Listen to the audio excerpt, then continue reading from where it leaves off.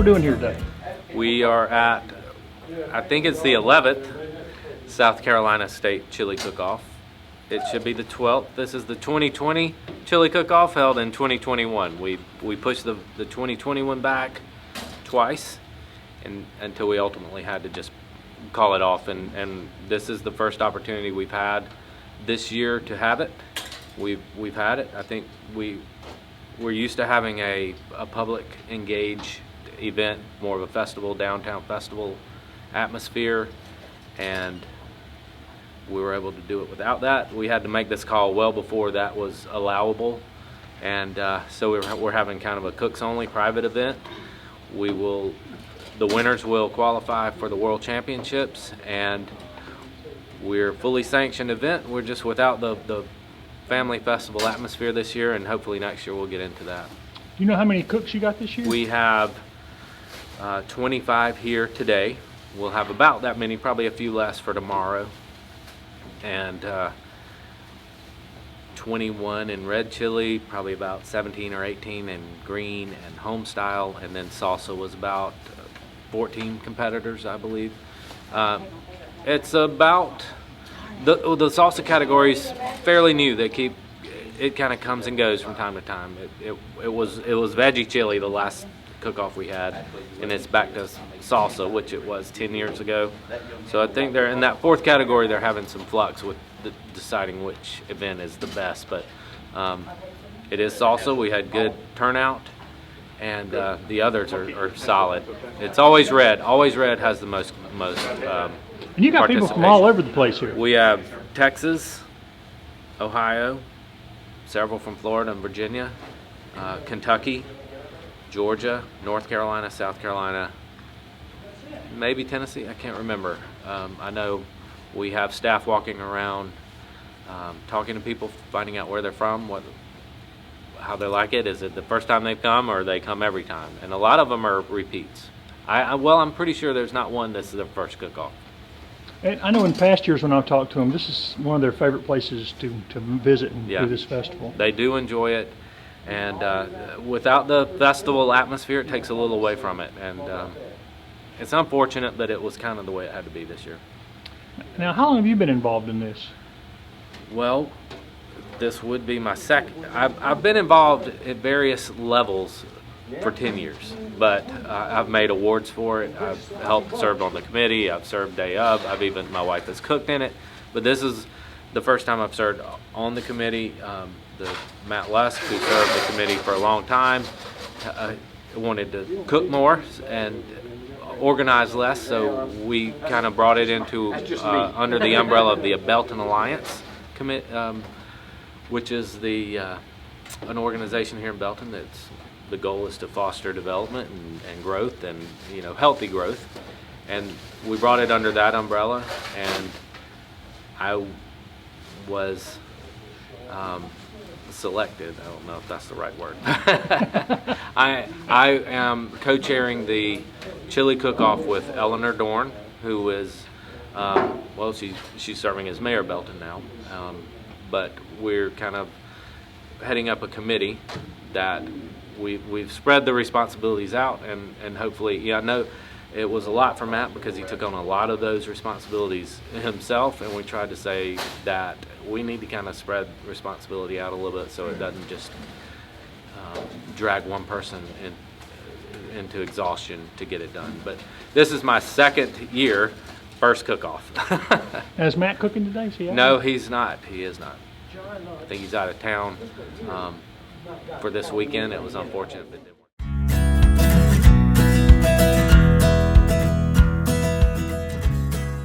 I'm Don Perry from St. Cloud, Florida. Tony Perry, Wauchula, Florida. And how long y'all been cooking chili? This is my 6th year. It's my third year on it. Both retired, both brothers, and we just compete against each other now. Now, who's the better cook? Me. Do y'all cook the same kinds of chili or different things? Different kind. Same kind of chili, just different spices. We use different spices. He's got a set spice that he does, and then I've got a set spice. Order our spices out of Texas. but you know, nothing like it's been sitting on the grocery store shelf or anything. We call him. He's got his group, and he'll say, "I need my group," and they They'll compound it. grind them for me right there. Right then, it's in the mill. Within 3 days, I'll have it from order to grinding back to my house. I'll have it within 5 days, but within 3 days, it's ground and sent out to me. And I call her, tell her I need my spices, and that's what she does. I'll get y'all a little bit closer together. Y'all Right. are brothers. Y'all can Yeah, hang we out for a minute. What's the secret to good chili? I mean, I'm asking you to give away your secret recipe. What's the secret to a good chili? Have the best recipe. That's not a secret. It's Use fresh spices. that's why, yeah, we use vegetables. I mean, right up fresh vegetables. You know, it's Your spices makes a world of difference. And like I say, what we were saying earlier, we don't run down to like Walmart and pick up the spices that's been sitting on that shelf for 10 years. We order everything is fresh, ground fresh. Nothing is prepackaged from our spices. peppers, tomato, all that. I mean, it's everything fresh right off the counter. And how much do y'all travel to compete? We probably do 15 a year through. We were in South Carolina a month ago over in Indian Land. Before the COVID, we were in St. North Louis, Carolina. North Carolina, We were in North Carolina, Iowa. and then everybody out here, for the most part, is members of the ICS, International Chili Society. So we're all competing for that $25,000 at the World Competition, which is in Myrtle Beach in September this year. So that's what we're all trying to. I'm trying to get there. So you made your reservations for Myrtle Beach yet? You ready? Yes, sir. Yes, sir. Ready to go? Oh, Yes, yeah, sir. we already got a place. Tell me why it's leprechaun chili. Just a name, because I'm Irish. And Yeah. when I first started cooking, you had to have a little bit of a gimmick for your name. Right. And what's your name? Kit Hoff, Okay. Oh, okay. I see it right on your side. How long have you been cooking, Kit? 20-some years, How long have you been competing? 20-some years. And how much do you from Ohio? How much do you travel? Well, before this all stopped, we did about 10, I would do about 10, 12 cook-offs. I've cooked in the world. And I guess last year sort of threw a monkey Yeah, wrench. yeah. So, yeah, I did. But yeah, anywhere from, there was a couple times 20-some cook-offs, Right. because we could get to them. Now, what makes your chili the best one out here? My leprechaun.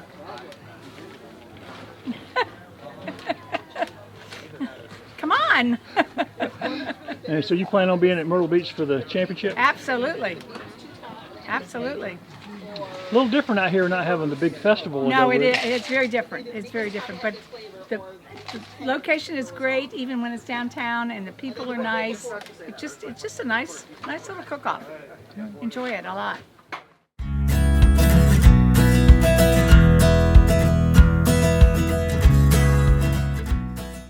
And you're the reigning champion. What did you win for?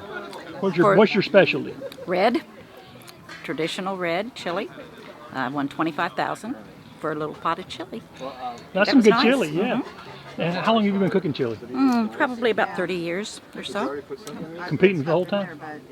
Yeah. And what keeps you coming back to all these competitions and all this hard work? All the friends and people, the camaraderie that we have. Right. Is it like a It's just- community? yeah, it's kind of like a hobby. Right. Keeps us together. And how do you like the Belton Festival? We like the Belton. Yes, we've been here several years. It's downtown when they have it.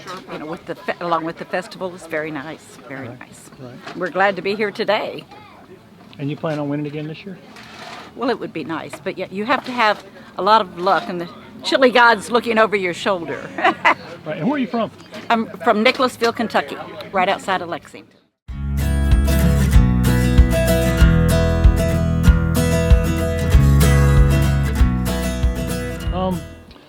Tell me about what makes this year's competition different.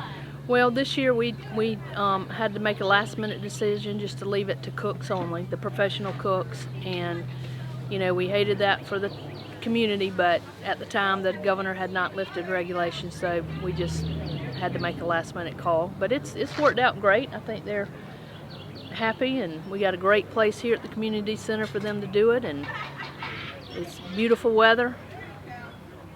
Yeah, the cooks seem to be pretty happy. I know you got the world champion here. Right.